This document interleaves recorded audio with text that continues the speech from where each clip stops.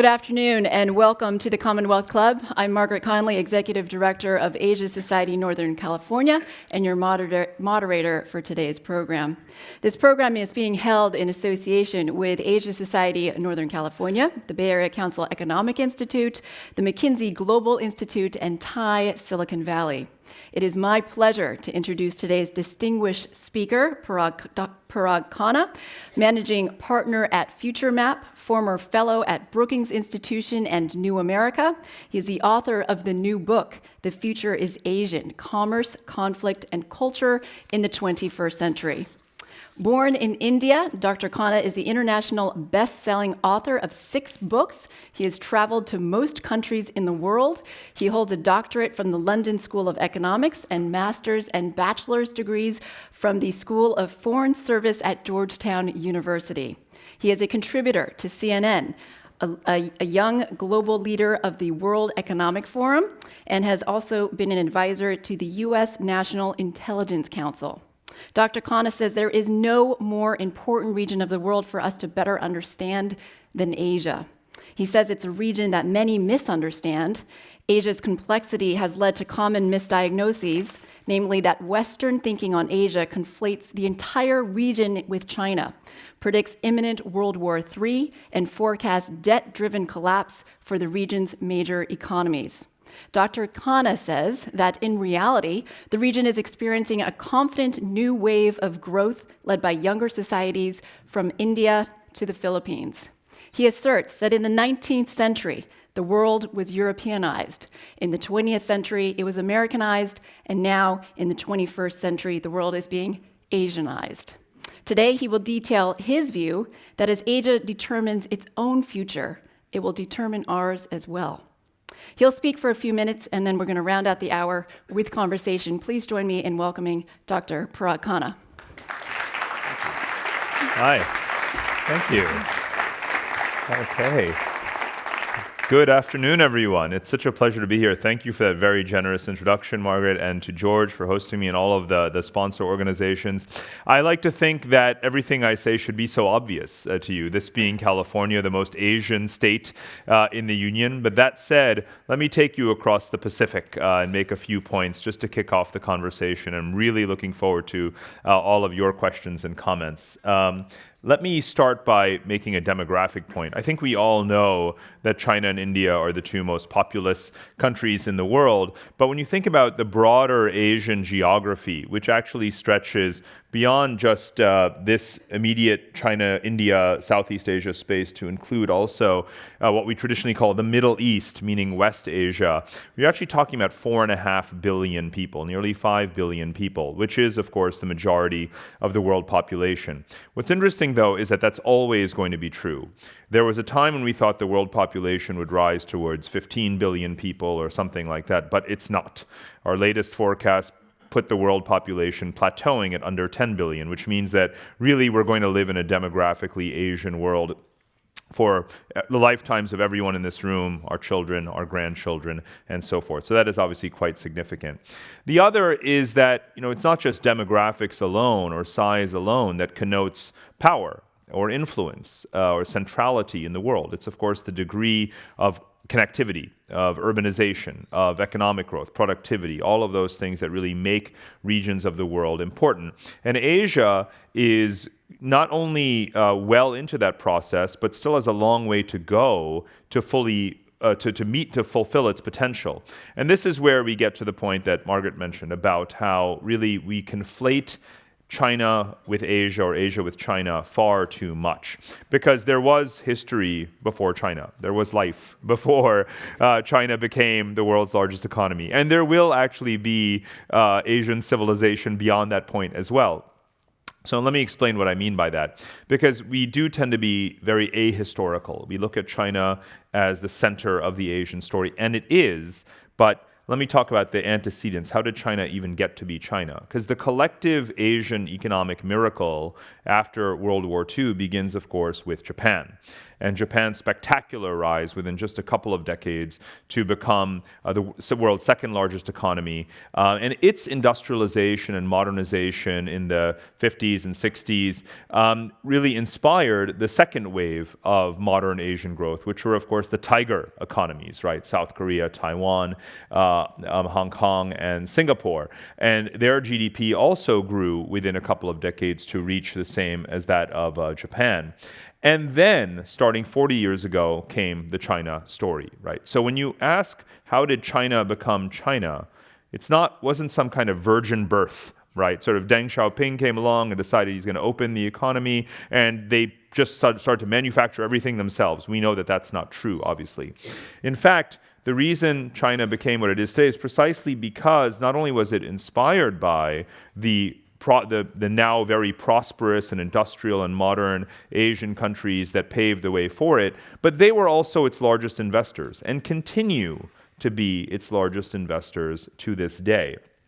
And so we know that China has become an economy on par with the United States in size, but we also know that China's economy is decelerating now. Its population is peaking, right? And foreign investment is moving out of China into other regions. Care to guess where it's going? It's going to the next wave of Asian growth countries, right? Again, their story of just the last 60, 70 years of Asia's economic rise does not begin with China. It does not end with China. China is only the third phase in the process, or the wave. And the fourth wave is South and Southeast Asia, which the population is actually 2.5 billion people, stretching from Pakistan through India, through the Southeast Asian countries. And of course, their populations are younger. They have lower median ages, and they are now attracting more foreign investment than China itself. India last year attracted more FDI than China. ASEAN has been attracting more FDI than China for 5 years.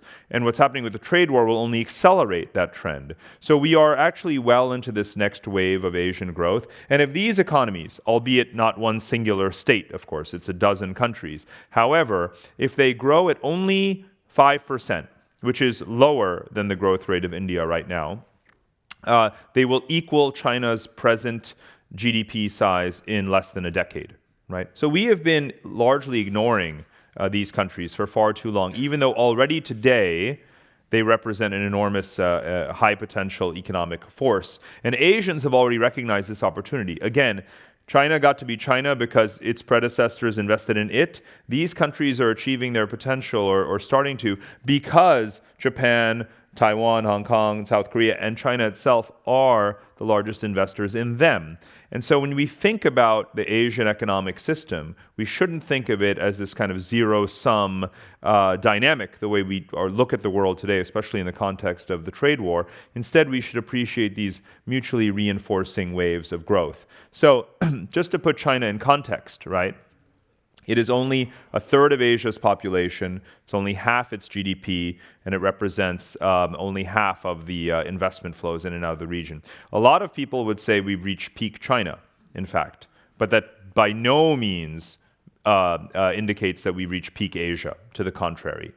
Now, let me show you, or discuss a bit further in purchasing power parity terms how we would measure the economies of Asia, because here it also reinforces the point that the region is quite multipolar, not purely unipolar economically. When you measure economies in PPP terms, in other words, the currency in which they actually spend and consume goods and services in their own countries, because these are such really domestically focused economies, or more and more as they grow, you find that China's GDP becomes larger than America's already. India's is significantly revised upward. The ASEAN GDP collectively is larger than India's, but with less than half the population of India. So clearly Asia is quite multipolar. Now you see I also include or code, if you will, West Asian countries into Asia.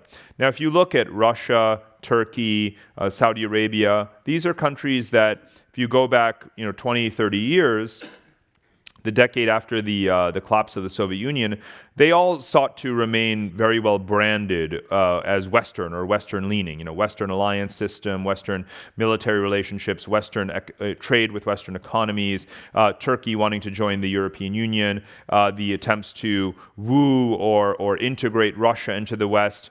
Then came the decade after that, where things got a bit frosty, right? Relations with Turkey certainly cooled under Erdogan.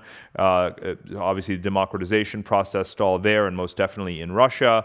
And Saudi Arabia, began to, with its energy markets, focus much more on Asia than on the West. And certainly, there's been no democratization in either of those three. In the current decade, the third phase of these countries, again, very significant swing states, right? Russia, Turkey, Saudi Arabia. These are three very important countries in the world, and they are all in the western frontier of Asia.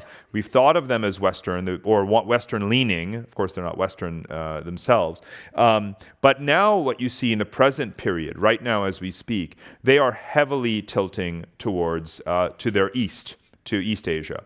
Russia used to depend primarily on its trade with Europe and investment from Europe. Now its largest trading partner is China. It has very rapidly fast-growing trading relationships with other Asian countries as well. Now, you can look at the ways in which Asian countries are kind of resurrecting the Silk Roads. If you take any pair of countries in geographic Asia and go back 15 years, 10 years, 5 years, and this is the present data, what you'll see is that the trade volumes between them has increased. And I include, again, the West Asian countries of the Gulf region and sub-regional or regional groups like Southeast Asia. So pick any pair of countries, whether it's Russia with India, or the Gulf countries with China, or Japan with India, or Australia with the Gulf. You pick, right? Those numbers are going up. In other words, the Silk Roads are back, right? And you can already measure this in trade. And the volume of trade here, the volume of trade or the proportion of trade that Asians have with each other now far exceeds their trade with the rest of the world, right? They trade more with each other than they do with us, and certainly more than they do with, more than they do with Europe as well. So I make the case in the book that Asia is in some ways, again, depends on the aspect of trade that you measure, decoupling, in a way from the rest of the world. Now they still depend on global capital markets, and they benefit from global liquidity coming into their financial systems and so forth. So it's not that they want to decouple in trade. It's just that they increasingly can. If you look at the economies and the countries here, you've got your oil-rich countries, you have your industrial centers, your financial centers, food producers. Any way you measure it, Asians can buy and sell more and more with each other. Diplomacy.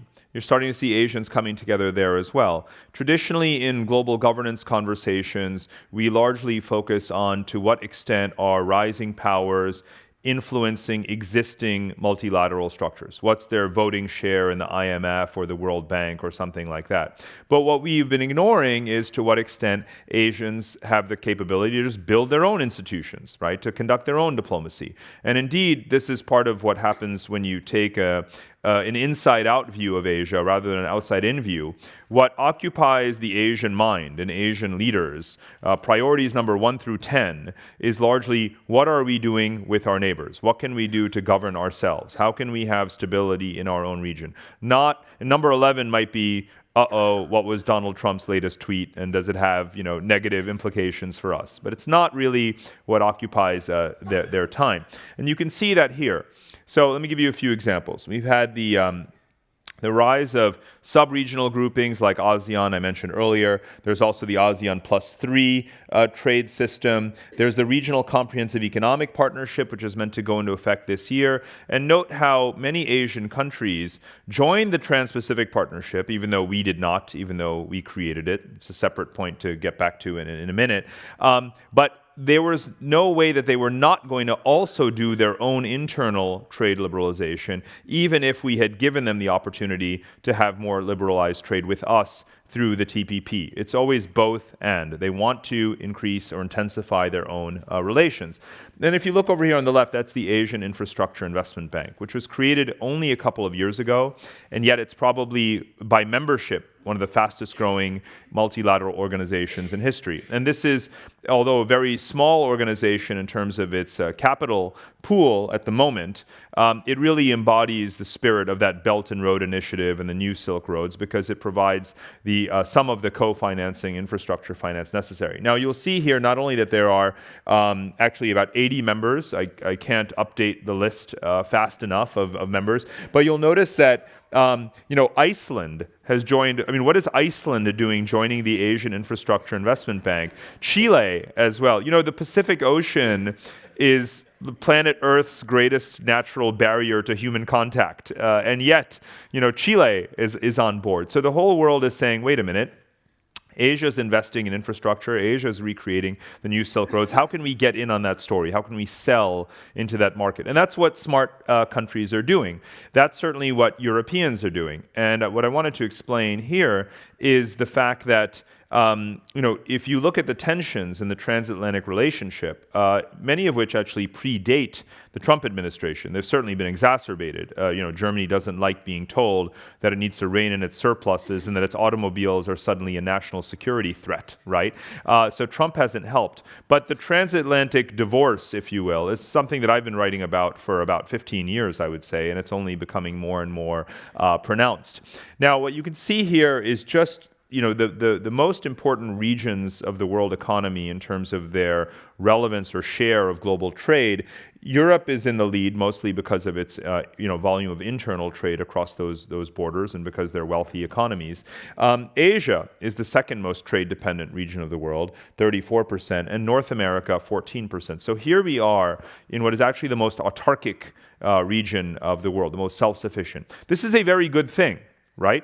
North America has all of the natural resources, all the industry, all the people, the food, and so forth, the money to survive, right? To care for, to take care of itself, more so than any other region can.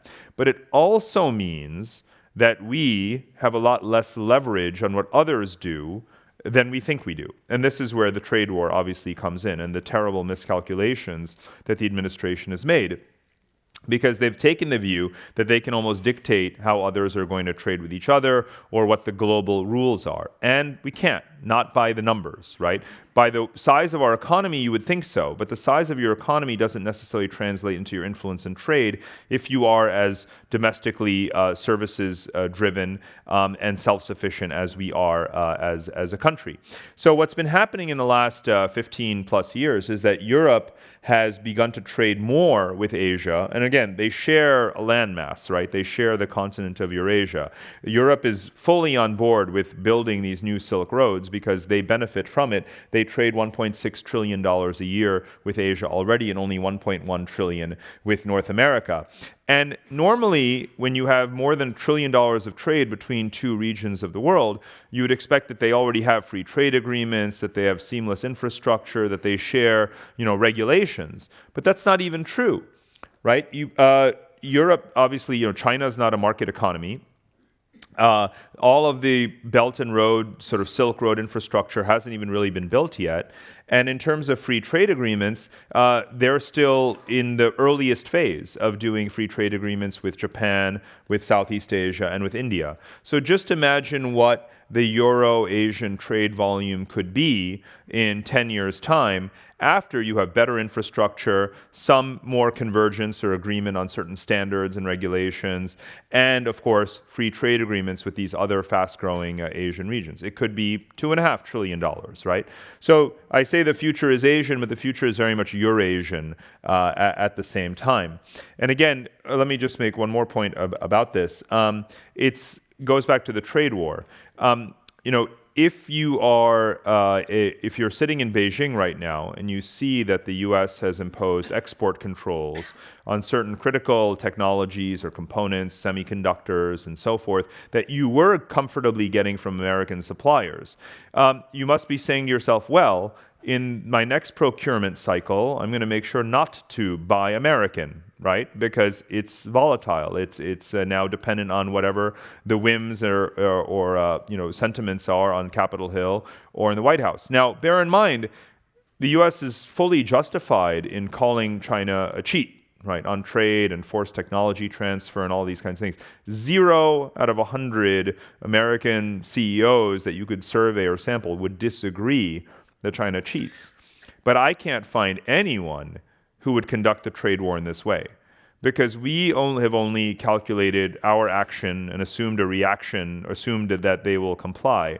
We haven't thought about the reaction to our action, right? Which is the reciprocal tariffs and what happens down the road. Now, if you think about semiconductors and aircraft and soybeans, right? So, I mean, agriculture, airplanes. So soybeans, airplanes, and semiconductors. So let's just take 3 things that we sell a lot of to them, right? Well, they can get the soybeans from Argentina and Brazil, and it'll probably just encourage other countries to plant more soybeans, right? Oil and energy, oil and gas, obviously we had been selling them a lot, then it went down. The government in China is saying we're gonna take more U.S. energy imports, but that's a global market anyway, totally fungible. And then there is semiconductors, where of course the U.S. has pole position in wafer foundries, but in terms of buying semiconductors, Chinese companies can get them from Japan, from South Korea, from Taiwan, and those countries, territories, are very, very eager to displace us. Right? If you're ZTE, having been brought to its knees suddenly by what the Trump administration did, you're not going to be, going back to Intel or Qualcomm begging for chips. You're going to say, well, I'll just get them from TSMC in Taiwan or something like that. So what's underway is what I call permanent substitution. Right? How can you permanently substitute your dependence on a volatile supplier through more proximate and more reliable trading partners? So while we've been focused on only what the White House says and assuming it's going to work or not, we haven't been looking at what they're doing. And what they're doing is integrating further, more and more deeply. And the governments of China, Japan, and South Korea got together in October, and they said, we already trade $4 or $5 trillion a year with each other. Let's take that up a notch.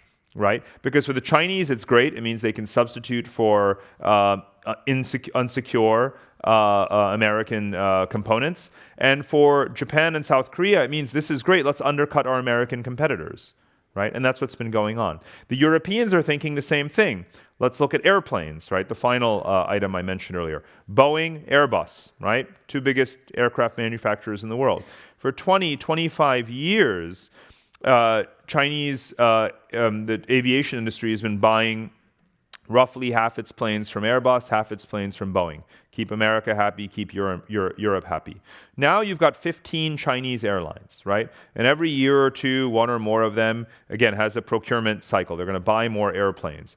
If we still don't have, a sort of firm accord with China, if we don't have positive relations with China, if our trade with China decreases, what incentive do they have to continue to divide that order sort of fairly or equitably, right? And so don't think for a minute, this is not reported in the Wall Street Journal because we're always focused on what we are doing, what we are saying.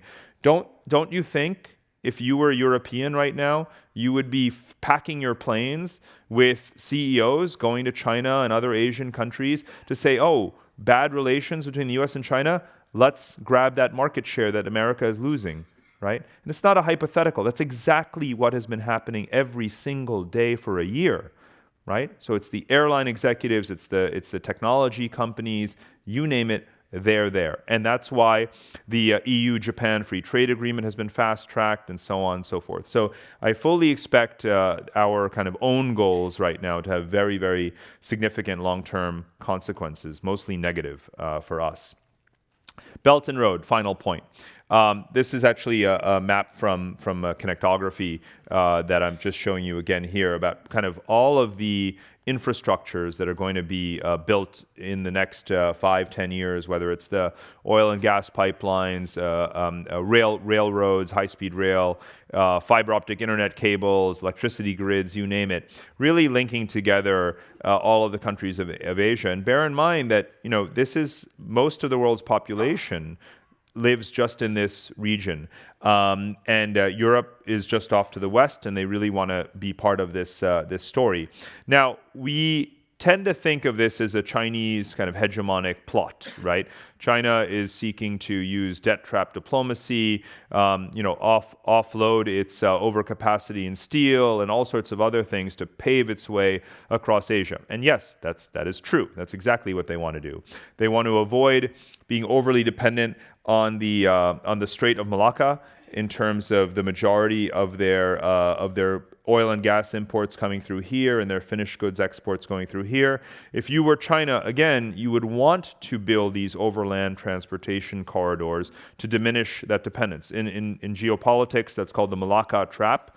It's a 19th century problem, right? If not even older. So naturally, when the Soviet Union collapsed 30 years ago, China said, this is our chance to overcome the Malacca trap. And I've been traveling in every country you see on this map for about 20 plus years, from Kazakhstan to Afghanistan and Iran and so forth, and witnessing these Chinese infrastructure projects.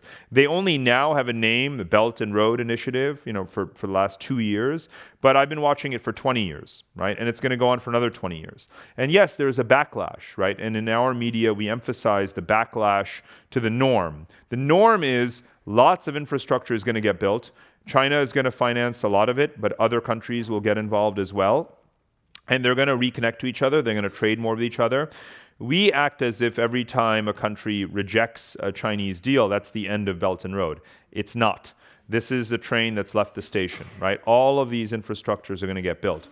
Now, there is backlash, and I think the backlash is very good, right? And I document in this book and even in previous books the anti-Chinese backlash country by country by country. I think I'm the one who came up with the acronym ABC, anyone but China. I've been hearing this for 20 years in Kazakhstan and Myanmar and Mongolia. Everywhere I go, countries know when they are overly dependent on China for their foreign investment or on their exports going to China. Our diplomats go to these countries and warn them about something that they've been well aware of for like 20 years, and we consider that some kind of diplomatic coup. It's really kind of ridiculous. What we need to be doing is actually to be competing, right, in those markets. So you should join the Trans-Pacific Partnership Trade Agreement if you want to, undercut or compete with China in those markets. You should have more infrastructure finance if you want to compete with Belt and Road. If you want countries to not have to pay 5% interest rate to China, but have a more concessional rate, you need to offer that. And country after country, we just sort of tell them what we think they don't already know their problem is, instead of actually going and helping them solve their problem. And this is one of the big failures in our diplomacy, I would say. So I think that ultimately Belt and Road, and this is one of the central arguments in the book, we think of it right now as being this kind of one-way trip to Chinese dominance. What actually will happen in the medium term is that the more these economies grow, because they are growing very fast, the more they'll get sovereign credit ratings and more investors will come in. They will be able to dilute China's influence in their economies, and that will restore Asia to its historical pattern of being multipolar, right? 4,000, 5,000 years of history, almost never has Asia been dominated by any one civilization, right? The Mongols came pretty close. That was 700 or 800 years ago, so not necessarily the most relevant model for today. The Japanese tried, certainly in East Asia. That didn't work out so well. Asia is a much more diverse landscape than Europe, right? And our theoretical models of international relations and geopolitics tend to be based on the European experience, which is not relevant. If you want to predict the future of Asia, look at Asia's past, right? Asia's past is very diverse, very multipolar, very heterogeneous, actually impossible, quite frankly, for any one power to be able to overwhelm the others and subdue them and make the others like them. This is a landscape of many mutually unintelligible civilizations with, in some cases, more than 1 billion people, right? So the notion that Asia is whatever China wants falls on its face. And you can see it every day in this backlash. You can see that even a poor country like Myanmar can give China a massive haircut on its debt. Malaysia can rip up contracts with China. Kazakhstan and other countries can say, you know what, we don't want China to own more than 49% of critical industries. Pakistan, which is totally dependent on China in so many ways, can say this whole China-Pakistan economic corridor, $60 billion, enormous debt to us, let's just cut that down to $30 billion and make sure the debt is sustainable. If this were a colonial world, the natives don't get to say no. Right? It's a very different century. So I'm very resentful, quite frankly, when I read The Economist or other publications that say, well, the Chinese are the new colonialists, the Belt and Road Initiative is just like the British East India Company. It displays a staggering lack of historical knowledge and imagination, quite frankly, and lack of respect for all of these rich historical civilizations like India, Persian civilization, and others that say no to China all the time. And I'll end with this point because it's so funny that we come back to politics later. We look at Asia, and like I said, we see China getting whatever it wants. We think they have a 1,000-year plan and that everyone bends and falls before them, and Asia is just a set of falling dominoes before China. Let me just tell you, if I were a leader in Beijing, I would actually be pulling my hair out. I'd be saying, I never get what I want. The Burmese are ripping up deals, the Kazakhs are ripping up deals, the Malaysians are ripping up deals, poo-poo, right? I'd be super upset. The reality is obviously somewhere in between, right? There is a push and a pull going on in Asia. And the more, again, you travel around the region and appreciate it from the inside out, the more you realize that, again, it is a vast, obviously, geography, all the way from the Persian Gulf to the Sea of Japan, from Russia to Australia. No one power is going to control it. And the more China-centric we are, the less we get it, the less time we spend realizing that if you want Asia to be diverse, to remain multipolar, to not be dominated by China or anyone else for that matter, the more you would understand those other stories and support other countries in what their ambitions are. And that would lead to a fairly different kind of foreign policy than what we have right now. So with that, let me pause and thank you so much for having me here, and I look forward to our conversation. Thank you. Great. Our thanks to Dr. Parag Khanna, Managing Partner at FutureMap, former fellow at Brookings Institution in New America, and author of the new book, The Future is Asian: Commerce, Conflict, and Culture in the 21st Century. So we'll talk a little bit about your remarks. We have some questions already from the audience. If you have any more, please send them up. Let's start, because you spent a little bit of time on this in your book, about not looking at Western precedents in European history as we map out Asia's future. How is Asia different? Can you go into that a little bit more? Sure, absolutely. So as I mentioned, in the 4,000 or 5,000 years of kind of recorded civilizational history that we have of Asia, you have your the Arabian, Turkic history and Persian history of West Asia. You have obviously South Asian civilizations, Central Asian nomadic tribes, Turkic, Russian, everything in between. Obviously Chinese empires and civilizations, Japanese, Korean. So they have all had patterns of commerce, conflict, and culture. These are the 3 C's that I use in the book. And for every era of history, I look at what were the commercial patterns, the cultural patterns, the conflictual patterns. But again, only in one instance, the Mongols, right, a nomadic empire, was there really a genuine Pan-Asian sort of dominance or hegemony. And it was also, again, not particularly long-lived, not going to be recreated. So the natural multipolarity of Asia stands in contrast to our kind of Eurocentric theory, in which we tend to look at the possibility of a unipolar hegemony, right? If Napoleonic France can conquer Europe, it can force everyone to speak French and be Catholic, right? If Germany conquers Europe, everyone's going to be speaking German, right? And that doesn't work in Asia, right? Again, there are 3.5 billion Asians, billion with a B, who are not Chinese, who don't speak Chinese, aren't really going to learn Chinese, aren't going to bow down to Xi Jinping, are doing quite the opposite right now. So Asia's natural state is multipolar. It would take an enormous amount of power, effort. It's quite literally inconceivable that even China, even with all of its incredible power, resources, wealth, might, sophistication, cleverness, all of those things, that it's simply going to dominate Asia. And again, we're starting to see many ways in which Asian countries are militarily drawing a line or trying to challenge China. We had the Doklam Plateau standoff between India and China a year and a half ago. But if you were just a military bean counter, you'd say, my goodness, this is not going to end well for India.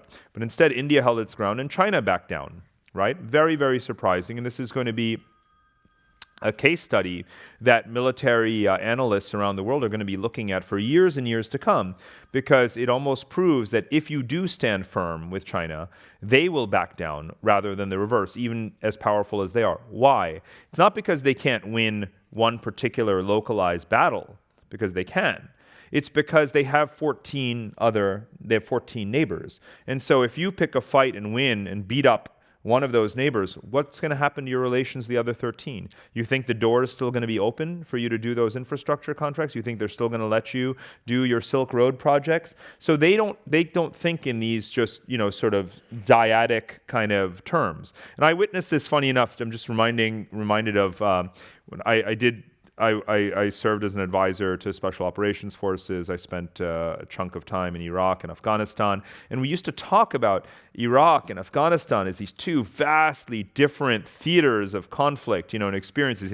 The bad war over here in Iraq and the good war over here in Afghanistan. There's only one country between Iraq and Afghanistan, right? It's also one that sort of dare not say its name, Iran. Just shows how poor the poverty of our geographic knowledge, right? But China doesn't have that luxury, right? They have to think about the full sweep of their geography all the time because they have these 14 neighbors. So they have to think in very complex terms. And when you think in complex terms, you definitely don't think, well, I'm just going to beat up this country here and beat up this country here and beat up this country there, because that is going to unleash a very serious can of worms that they're not going to be able to control. Well, let's get more into that then. China's Belt and Road Initiative. You've said it's the equivalent of the mid-20th century founding of the United Nations, the World Bank, and the Marshall Plan all rolled into one. Can you talk a little bit more about that? And we had a question from the audience about specific progress that you've seen in that area. Sure. So again, before Belt and Road had a name, which is only a couple of years ago, it existed, right? In this phrase, New Silk Roads, that gets used a lot. Well, the reason we have the phrase New Silk Roads is because there obviously were previous eras of the Silk Roads, 500 years ago, 1,500 years ago, right? And so, as I say, the day the Soviet Union collapsed, 1991, almost 30 years ago, is the day that Asians that began to recreate these Silk Roads. Now the money is there, right? The volume of capital massively dwarfs anything that the Marshall Plan, sort of represented in current expenditure. And it's now being multilateralized. It started out as mostly Chinese money, and it still is. But everyone is getting involved. In fact, the phrase I use is infrastructure arms race. China has unleashed a major infrastructure arms race. It said, we are going to put $1 trillion of money into connectivity across Asia. And then suddenly, in just the last 2 years, Europe said, we're going to have our own Asia Connectivity Initiative. Japan and India said, we're going to do connectivity corridors. The US, we have launched this thing called the United States International Finance and Development Corporation, USIFDC, that's also meant to compete with China. And in fact, the electricity grid of Papua New Guinea was just a contract for that was just won by a consortium of the US, Australia, and New Zealand over a Chinese bidder, right? So everyone wants to compete to build and finance this infrastructure. So everyone wants to build the new Silk Roads. And it benefits China to some degree, but it benefits everyone else too.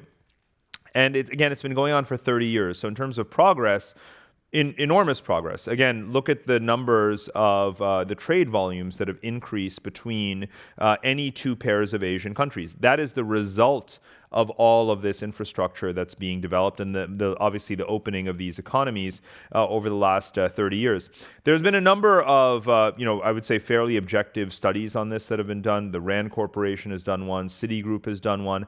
And again, these are American entities. They all conclude that Belt and Road not only has delivered tremendous benefits in terms of trade and export, benefits for countries involved, but it's no longer just China-centric. And I think the operative phrase to remember is that what started out as a one-to-many project China wants to connect to whoever is most convenient for China to connect to achieve Chinese goals of accelerating export, outflow, and commodities imports, right? But it's graduated from that one-to-many model towards many-to-many, right? Everyone's saying, I want to connect to my neighbors, and it could be China, or maybe it's not China, but connectivity serves me, and that's what's starting to happen. So it's really already moved towards many-to-many. Any thoughts on what's happening in the room right now with the U.S.-China trade talks? I would say there's the short term, medium term, and long term, right? In the short term, sure, you might have some face-saving agreement next week. I mean, that's obviously why they've sent their top trade negotiator to personally meet with Trump to say, look, this is a really strong offer that we have. We're going to, massively increase imports from the United States. Bear in mind that China just a few months ago held a big import fair, right, to talk about how it was, promised to open its economy further to foreign goods. It wasn't an event to which there was a big U.S. delegation, but the rest of the world was certainly there in full force. So, for them, can they absorb, sort of raising their sort of at least the deficit part of their trade balance? I mean, yeah, they probably can as a gesture of goodwill. Sure, buy more stuff from the United States.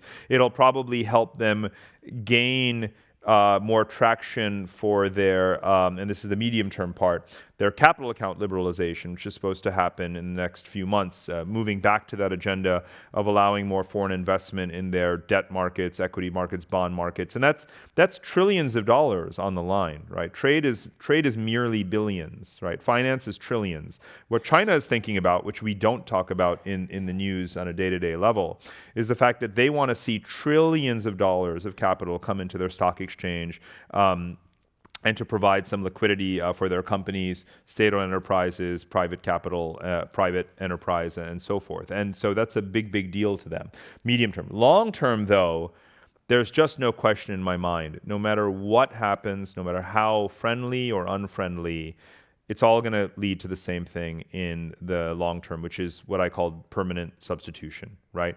The goal is to decrease your dependence on the U.S. as much as possible, because you don't know, as much as you love the technology, love American stuff, not sure about who's going to run the place, right? That's actually what they're thinking, right? And it's not, again, we are right to call them out on unfair trade. Everyone agrees with us. It's how you go about responding to it that is the part where everyone disagrees more or less with us. Look at Canada, look at Mexico. They joined the Trans-Pacific Partnership Agreement. They have, by the way, proportionately the same deficits to China that we do. Smaller volume of trade, but equally mismatched with deficits. But Canada and Mexico didn't say, well, let's pull out of TPP and let's impose tariffs on China. They said we've got to diversify, we've got to compete more, we've got to penetrate those markets further in Asia and so forth, and use that potentially as leverage with China. Canada would even like to have a free trade agreement with China. So I think that we should be responding with that competitive spirit rather than by freezing ourselves out of the growth markets, and that is exactly what corporate America is telling Trump right now. Make no mistake. You talked about this a little bit. Can you go into more detail about what the other Asian countries are thinking specifically right now with these trade talks? Yes, and so I gave the example of Japan and South Korea and Taiwan. Certainly, they're going to be or are selling more into China as a result. But you're seeing not just on the margins, but some decent shifts. I mean, India is exporting now more to China. As I mentioned, the foreign investment is coming out of China into Southeast Asia. And again, it predates the trade war. It's simply because their wages are lower, their economies are integrating. But now you're going to have that regional comprehensive economic partnership that I mentioned earlier, RCEP, go into effect with China and India and Southeast Asia. So all of those countries are going to have more access to the Chinese market. Again, we're not part of that conversation at all. And that obviously benefits Asians tremendously. You run a scenario firm. So what could go wrong, either with Belt and Road Initiative or with Asia taking the lead? If you can give a couple examples of studies that you've done and how they could play out. I think, there's this sort of, I get this a lot, obviously, where people say, yes, but, the whole Asian story could come undone because of, right? So I'll give you a few examples. One is China is slowing. Yes, It's priced into the model. China is decelerating, but even at 5% growth, it still adds a few $100 billion a year of sort of wealth to the world economy. And the rest of Asia is growing very, very quickly. So China deceleration, of course, if China sneezes in some ways, many countries in the region catch a cold. That's part of the downside of being overly hitched to China. But China is not their only trading partner. They're also trading a lot more with each other. So I don't think that the China slowdown is sort of, the end of the Asian sort of miracle by any stretch. Then there are the conflict scenarios, right? And I've spent many years documenting the fault lines in Asia. There's at least, every major war scenario in the world is in Asia, right? There's no question about it. 10 out of 10 World War III scenarios that we could conjure up and write a novel or make a movie about, or even realistically prepare for, they're all in Asia, right? Make no doubt about it. I document them, and I think through each and every one of those scenarios, like India, China, Taiwan, South China Sea, China, Japan, North Korea, you name it. Like I said, they're all in Asia. Iran, India, Pakistan, right? All of these disputes. However, let's remember that it's been 30 years since the collapse of the Soviet Union, 30 years of Asians integrating their economies and building these diplomatic institutions, 30 years of them managing these tensions, not having them blow up, and learning how to make sure that they don't reach the point or cross the point of no return. So you can't just have a scenario, an outlier that says, oh yes, but there's going to be war in the Korean Peninsula, the whole Asian story is over. That's nonsense, right? You could have war with North Korea.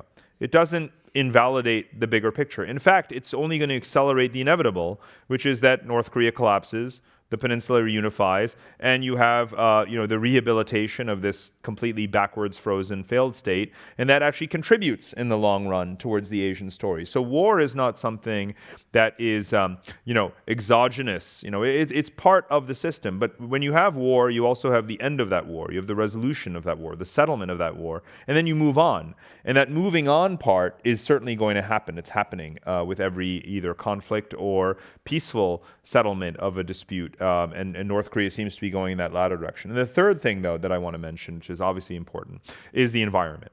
5 billion people of Asia are as or more exposed to climate risk and volatility than as much as any other part of the world. You not only have the volcanic activity and the tsunamis, now you have rising sea levels, and of course, a huge part of the Asian population lives in coastal megacities. They're the most at-risk people in the world from rising sea levels. Then you've got flooding.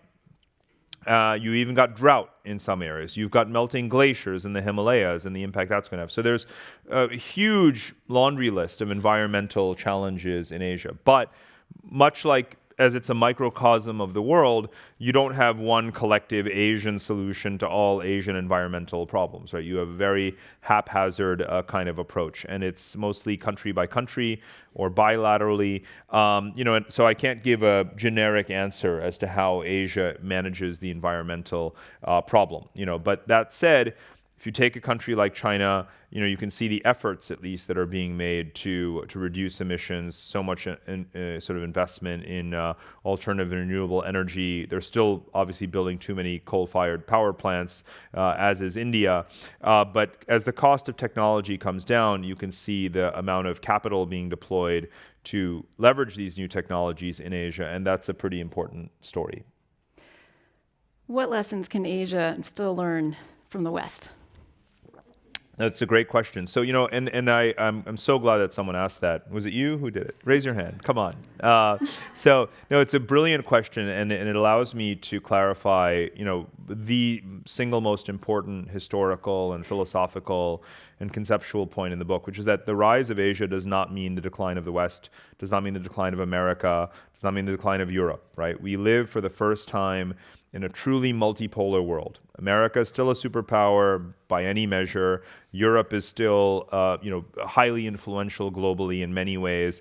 And not only do you have one Asian power, you have multiple Asian powers. So the world is truly multipolar. And part of the reason, a very important reason, why Asia got to the point it is today is because of what it learned from the 19th century of Europeanization and the 20th century of Americanization. Whether it's principles of the Enlightenment, whether it is the the inheritance of British colonialism and having a competent civil service and administrative system, or whether it is the love of democracy, free enterprise, capitalism, that comes from America.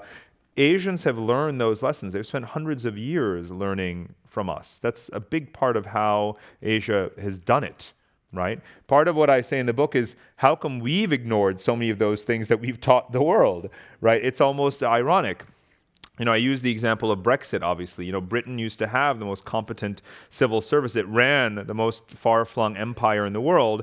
And today, a couple of years ago, when it came time to decide whether or not to stay in the European Union, rather than listen to the civil service, they had this ludicrous referendum, right? Now, that would never happen in Singapore, a former British colony. There, they've improved the caliber of the civil service. They have more PhDs, more data-driven analysis than ever before. They would never do anything remotely as stupid, right, as that, right?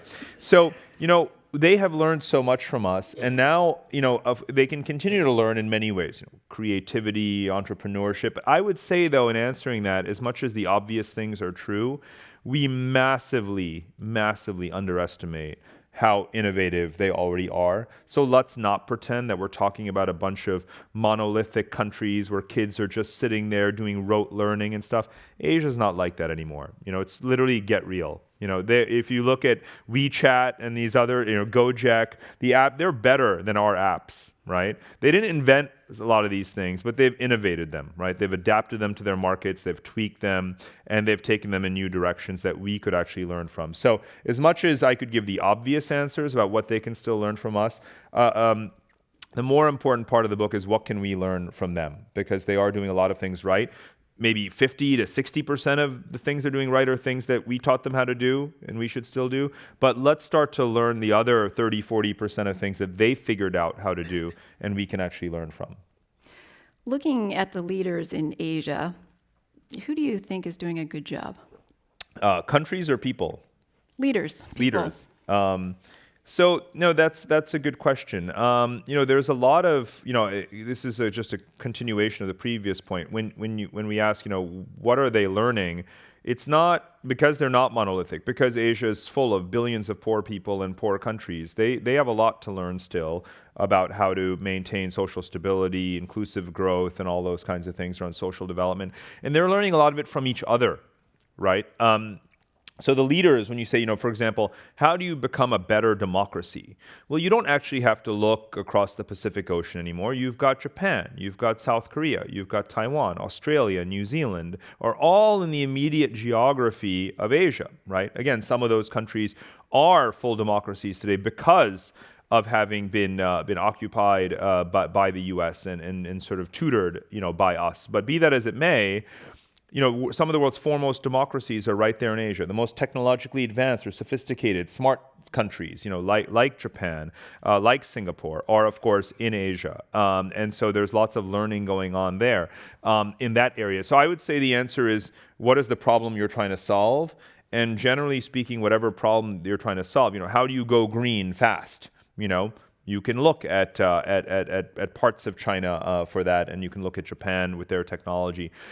If you want to look at how to build a good civil service, I mentioned Singapore earlier. That's the place where everyone goes, and that's who we teach. I moved there a few years ago.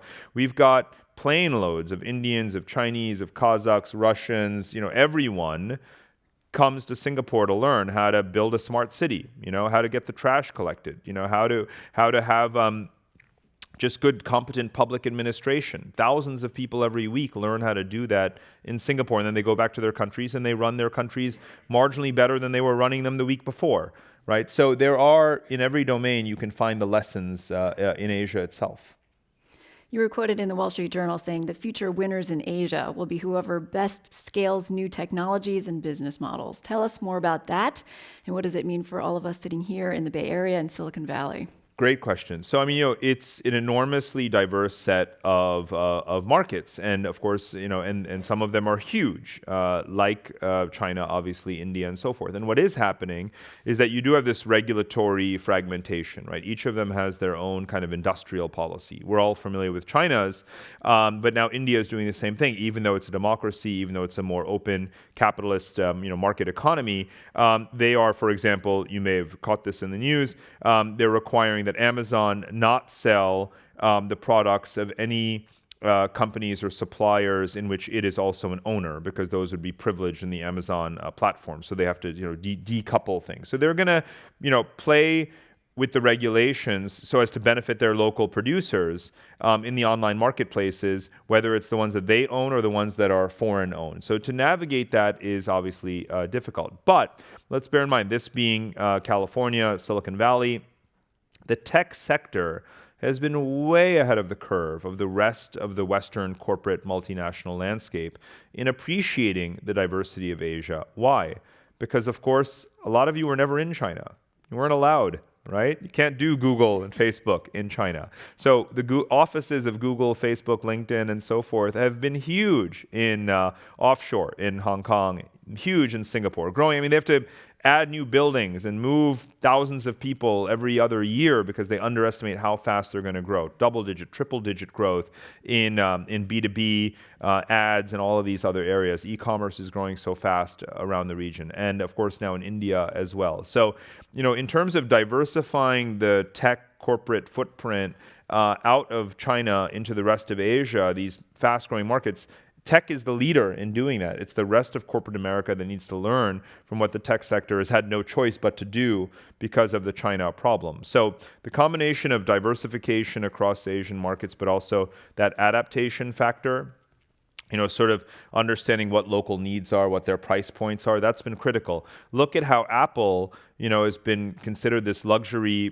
product and doing well enough in China, which is to say having 2%, market share, was considered good enough to make it $1 trillion company, and everything was fine. Up until a month ago, when they suddenly reported, declining earnings in China. In any case, the handset market has stalled in China because everyone's got one or two phones already, and they didn't want to ever reduce their prices and so forth. So suddenly, on the back of that, disappointing revenue report from January, not only their market cap took a huge haircut, and then just a few days later. And I think the news didn't get talked about much because we were all focused on the negative earnings in China. They announced that they were going to finally start to do the final assembly of iPhones, latest models, in India. Right, and that was a big dispute with the Indian government for a couple of years, and then Apple finally had to cave and say, how are we going to generate growth outside of China in order to buttress our credibility as a global company and capitalizing these other Asian markets? We're going to have to comply with India's requirements that we make in India as well. So you'll see more and more that in order to sell in these big Asian countries, you have to be there, you have to manufacture there, do joint ventures there. The simple answer is go do it, right? Because they're not going to relent on their regulations. So following up on that, in your Asianomics chapter, which I very much enjoyed, you talked about technology, venture capital, and you wrote that Western economists have said that Asia's rise is catching up with the West, when in fact Asia may be leapfrogging it. To this audience, can you talk a little bit more about that? Sure. Now, obviously, leapfrogging is meant in a very specific way. It's certainly not meant to say, although as I showed you earlier, Asia is in PPP terms better than 40% of world GDP.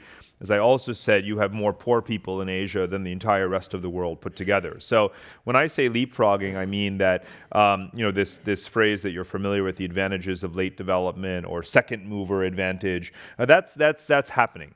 And we traditionally use that when it comes to microfinance or adoption of mobile phone technology. But now when you look at fintech and mobile payments, or areas like off-grid power, sustainable energy, as I said, the price of these technologies has come way down.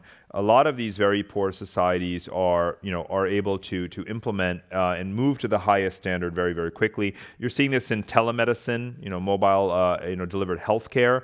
When Asian countries want to have Oh, by the way, I should also mention, digital identification, like what India is doing with the Aadhaar system, right? We don't even have that here.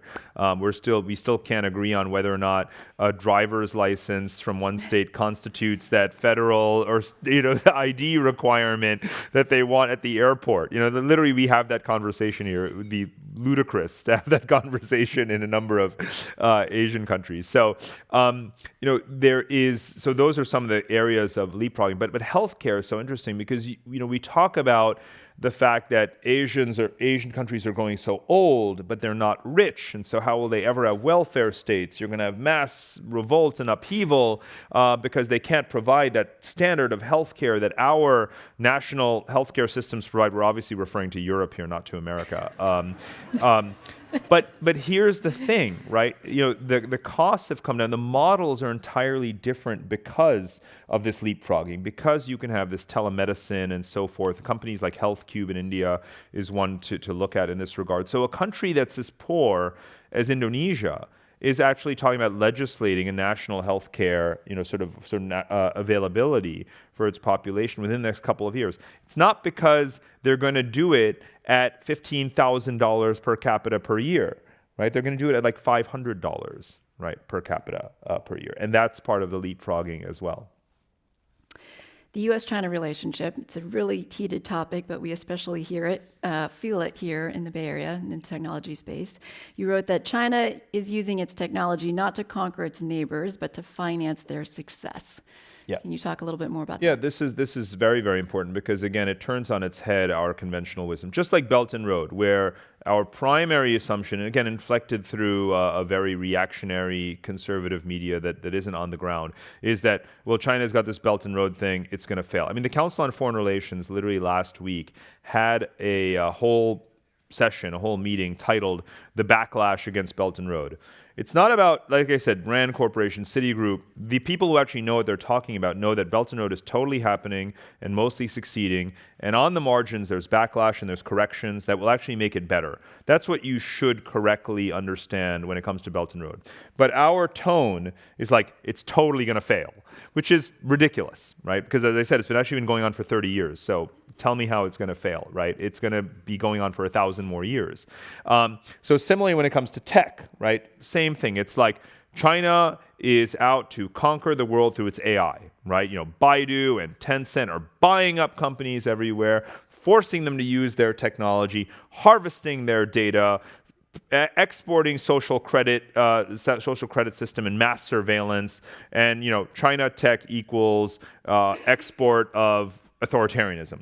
That's more or less how we view it. And as you from the quote you gave, I'm not painting the exact opposite picture, but let's bear in mind that Chinese capital, right, whether it is, and I don't just mean China, by the way, I mean this broader Asian capital structure, because SoftBank, right, which is Japanese, and it actually fits this model I was talking about earlier, where the rich countries in Asia help to stimulate the growth of the lesser developments. Who is the earliest big investor in Alibaba? SoftBank, right? And still one of its largest shareholders, right? So Japan investing in China, Chinese capital, Tencent, Baidu, Alibaba, and so forth, investing and lending and in capitalizing Southeast Asian tech companies the way Tencent did with Garena, which is C Group. C Group is the largest internet company in Southeast Asia, the first one to list in the New York Stock Exchange, as it did last year, a $5-6 billion tech company. They're not giving their data to Tencent, right? That's not what they could get money from anywhere. But they're benefiting from the technological innovations that China has actually pioneered in the digital space. They're applying there to their markets, and they're not sharing or exporting or giving away their data to anyone, right? So one has to look much more holistically, right? The whole ride-sharing industry in the region has been capitalized to a large degree, again, by SoftBank, by Chinese. The whole e-commerce landscape, too. You don't hear the sort of backlash in that area at all. They're so grateful for rich Asia financing their companies because they don't have that massive liquidity in the venture capital, private equity sort of space. And again, they're keeping their data. You've advised everyone from governments of a very, very long list of countries, General McChrystal, Nicholas Negroponte of MIT, U.S. Special Operations Force, and even Bono. What advice can you give to us? You have a lot of community leaders in this audience right now with regards to Asia. We're tech central in the Bay Area. Arguably, technology is going to define the new normal. So we need to be on this. What's your advice to us? So, we are, I think this is part of the beauty of our federal, devolved, decentralized democracy is that California clearly, can try as much as possible to have its own foreign policy. Its climate policy, obviously contradict the administration on immigration and these kinds of things. And now, obviously, trade is going to have to be one of these areas because it is like, especially if I were California, if I were in tech, I'd feel like my limbs were being chopped off by Washington because it's inhibiting my access to Asian economies as a result. So therefore, and I hinted at this earlier, when you have a situation where we have not joined a trade agreement and others have, and they are now already manifestly, measurably, in just the last couple of quarters, we've been able to measure how much benefit Canadian companies and Japanese companies have gained from being part of TPP, and we have not gained, right? I'd be pulling my hair out if I were in your shoes. So the only way to compete is to sort of go over there, be there, locally incorporate, do these kind of joint ventures in order to get your technology beyond the tariff window, so to speak, and inside those economies and societies. And that's what I see Silicon Valley venture capital doing, right? For the first time, you've got major Silicon Valley VC funds that are making direct investments into Asian tech startups. You see it happening in Indonesia, for example, and it'll start to pick up, I'm sure, in Vietnam and the Philippines and elsewhere. So literally go directly there and don't wait for Washington to get its act together because it's not likely to. We have just about a minute left, and I'm going to close by sharing a message for you from Kishore Mahbubani, who you thanked in your book. He's come out to speak here in San Francisco. He said, "I'm deeply touched that Parag referred to my first book, Can Asians Think?, at the very beginning of his new book. He's right. That provocative volume started a new phase of thinking about Asia. Quite remarkably, after 20 years, it's still in print. Indeed, it sits on the bestseller list at Changi Airport in Singapore. I wish Parag great success with his new book." Our thanks to Dr. Parag Khanna, Managing Partner at FutureMap, former Fellow at Brookings Institution and New America, and author of the new book, The Future is Asian: Commerce, Conflict, and Culture in the 21st Century. We also thank everyone here, as well as our audience on radio, television, and the internet. This program has been held in association with Asia Society Northern California, the Bay Area Council Economic Institute, the McKinsey Global Institute, and Thai Silicon Valley. We also want to remind everyone here that copies of Dr. Khanna's book will be here on sale, and he'll be pleased to sign them outside this room following the program. I'm Margaret Conley of Asia Society Northern California, and now this meeting of the Commonwealth Club is adjourned. Thank you. Thank you very much.